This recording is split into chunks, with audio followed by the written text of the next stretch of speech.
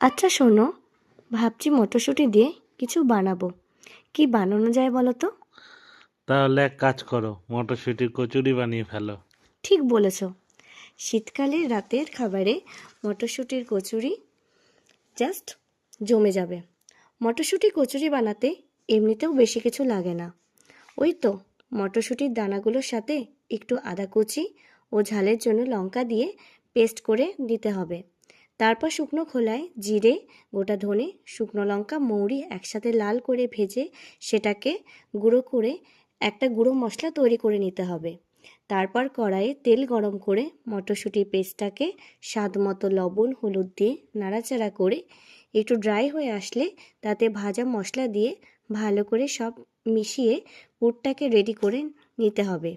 এরপর আটা ময়দা তেল লবণ চিনি দিয়ে ভালো করে একটা ময়াম দিয়ে অল্প অল্প জল দিয়ে একটু শক্ত ডো বানিয়ে রেখে দিতে হবে 1 ঘন্টার জন্য। এরপর ছোট ছোট গুলি করে তাতে পুর ভরে ভেজে নিলেই রেডি আমাদের মটরশুঁটি বা কড়াইশুঁটির কচুরি।